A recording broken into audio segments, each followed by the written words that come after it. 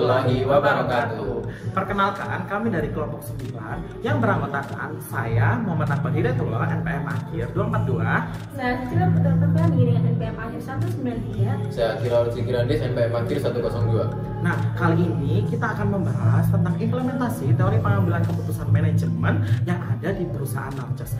Nah, kalian pastinya penasaran dong teori pengambilan keputusannya seperti apa? Langsung ikutin kita dan langsung kita interview nih SPV-nya seperti apa.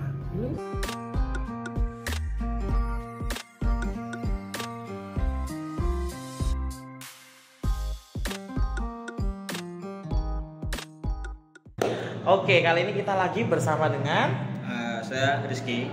Nah, Mas Rizky ini merupakan seorang SPV nih di perusahaan Narcos. Nah, langsung aja kita interview nih tentang beberapa pertanyaan-pertanyaan yang kita ingin ajukan tentang teori pengambilan keputusan yang ada di Narcos. Oke, Mas Rizky, kita ada beberapa pertanyaan nih tentang teori pengambilan keputusan yang ada di perusahaan Narcos. Tapi sebelum itu Mas Akbar, kita mau pengen tahu nih bagaimana latar belakang perusahaan Narcos ini didirikan. Oke.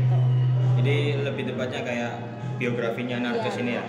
Jadi Narcos ini didirikan di tahun 2020, tepatnya di bulan November. Itu pas bertepatan dengan wabah kemarin COVID ya. Jadi di akhir 2020 itu Narcos berdiri di sini. Itu emang agak sedikit mungkin bisa dibilang kayak Nekat.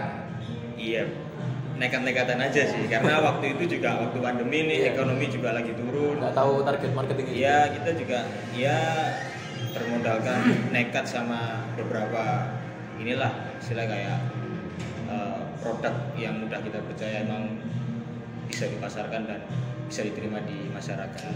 Untuk kenapa kau milih di daerah Surabaya Pusat nih? Karena mungkin salah satunya adalah di sini sentralnya anak-anak muda ataupun mobilenya orang-orang juga mudah untuk dijangkau di sini, dekat dengan kantor, dekat dengan sekolah ataupun tempat-tempat yang mungkin gampang lah untuk dikunjungi buat masyarakat.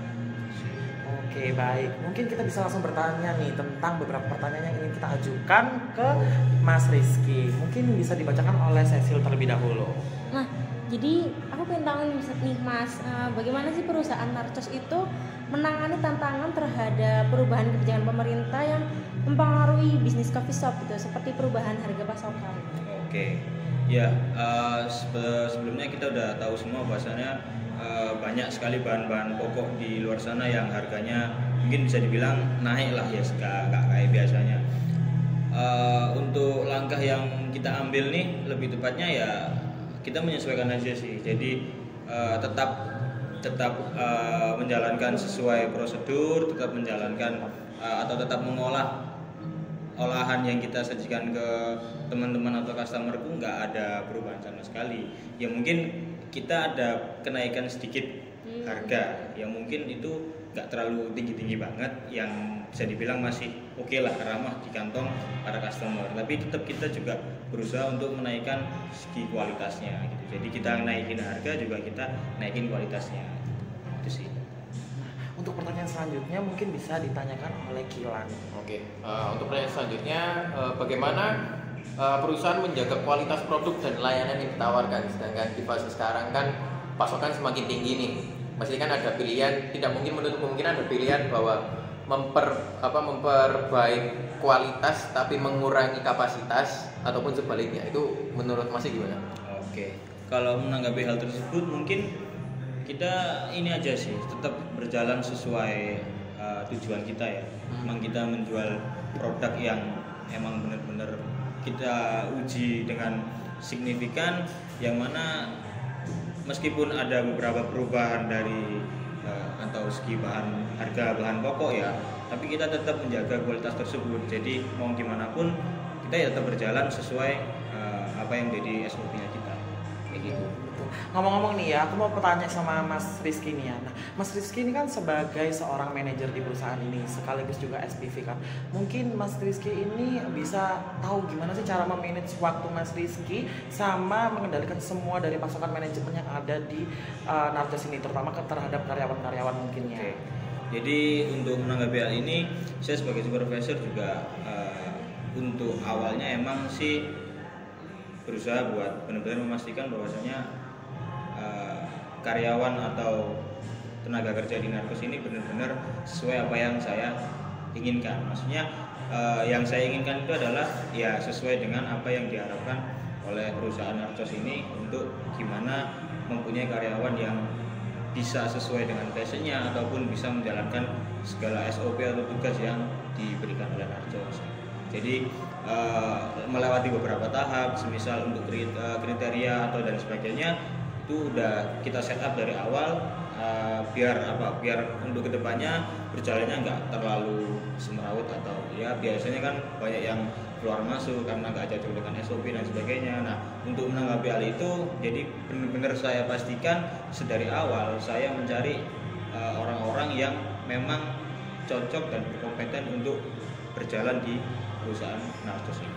Nah, dengar-dengar kan kalau nggak salah ini perusahaan Narcos ini kan banyak dari kebanyakan kalau karyawannya itu seorang mahasiswa nih. Nah, menurut Mas Gocil sendiri ini apakah teman-teman mahasiswa ini nggak merasa terbebani tentang tugas-tugasnya atau kayak gimana nih? Seorang manajer Mas Gocil itu seperti apa melihat tenaga kerja yang ada di Narcos ini? Oke, selama ini nggak ada masalah sih untuk hal tersebut. Jadi saya mengizinkan untuk mereka kalau emang masih kuliah silakan kuliah. Yang penting ketika waktunya kuliah ya kuliah, kalau semisal waktunya kerja juga kerja. Jadi kita usahakan benar-benar nggak ada yang saling terganggu. Jadi gimana kita mengatur ya terpenting di saya juga sih gimana caranya saya ngatur untuk manage bahwasanya teman-teman yang masih kuliah ataupun sekolah itu bisa menjalankan tugasnya sebagai mahasiswa pun juga kalau di sini menjalankan tugasnya sebagai barista. Oke, baik. Mungkin ada pertanyaan lagi dari Cecil mungkin atau enggak Gila? Mungkin ini ya, kalau semisal nih karyawannya masnya itu semua cuma bisa sore, itu gimana tindakannya masnya buat ngambil keputusan itu? Karena kan nggak menutup kemungkinan banyak aktivitas kan di pagi hari itu. Oke. Itu. Nah itu semisal kalau bisa sore semua itu gimana? Nah itu mungkin udah pernah terjadi ya hal-hal semacam itu. Cuman ya nggak untuk tiap hari seperti itu sih. Mungkin ada beberapa waktu atau beberapa saat emang teman-teman bisanya katakanlah masuk sore semua. Yang mau nggak mau saya sebagai supervisor penanggung jawab juga ya. Memang itu tugas resiko saya. Gitu. Oh berarti masih sendiri berarti? Iya saya sendiri yang turun. Wow. Karena emang ya mau gimana lagi kan? Ya. Emang tanggung jawab gitu kan. Cuman kan itu tidak untuk waktu yang berkelanjutan ataupun keseringan. Saya kan kadang kan kayak kalau kerja sendiri namanya capek kan. Iya. Pasti kan nggak mau kalau kerja sendiri. Jadi kan at least ada 1-2 orang gitu loh. Itu nggak ada yang mau bisa berkorban atau gimana?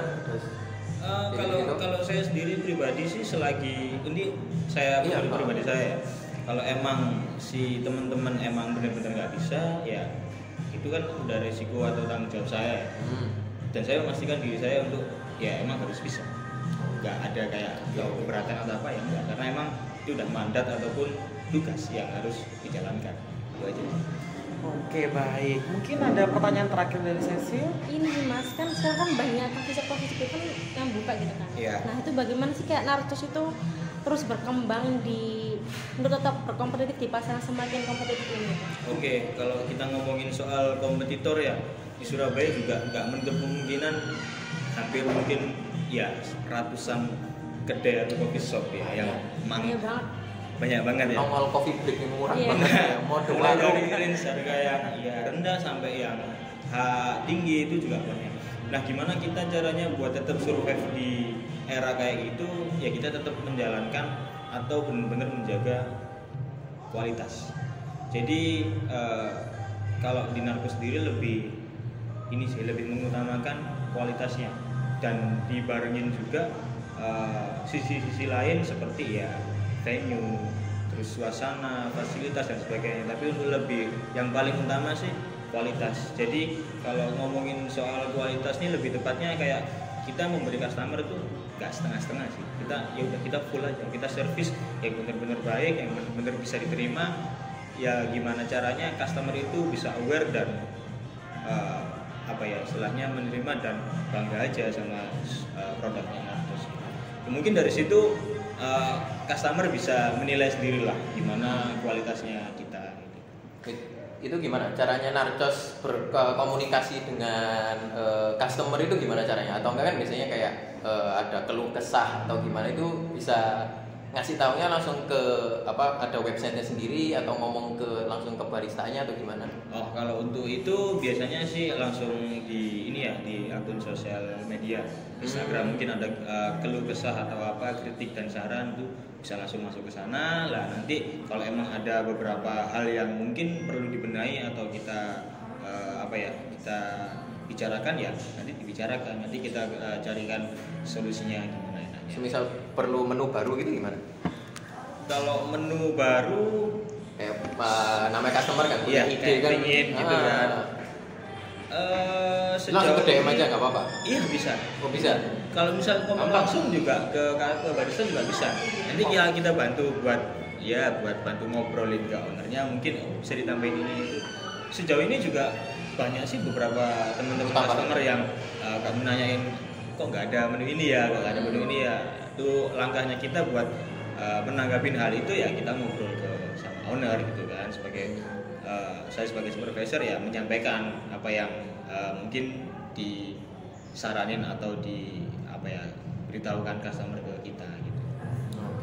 Oke, mungkin kita udah cukup ya ngobrol-ngobrolnya, lama banget, nggak kerasa juga udah 10 menitan nih kita ngobrol-ngobrol bareng Mas Rizky. Oke, mungkin terima kasih nih Mas Rizky udah mau ngobrol-ngobrol bareng kita dan juga udah mau diinterview. Nah, udah kita mau tukar pikiran bener banget, jadi kita udah tahu banget tentang apa sih sejarahnya Narcos seperti apa, terbangunnya Narcos mulai dari apa dan tahap-tahap teori pengambilan keputusan apa tadi yang udah diajukan beberapa pertanyaan, contohnya seperti karyawan-karyawan dan ternyata juga banyak juga mahasiswa-mahasiswa yang juga bisa menjadi karyawan di Narcos itu sendiri. Oke, terima kasih sama Mas Rizky udah mau kita interview. Terima kasih Mas Rizky. Oke, siap. Semangat. Oke, kami dari kelompok 9 berterima kasih kepada Narcos udah mau interview nih tentang berbagai dan membahas implementasi teori pengambilan keputusan yang ada di Narcos. Jadi itu saja dari kelompok kami. Terima kasih. Dadah.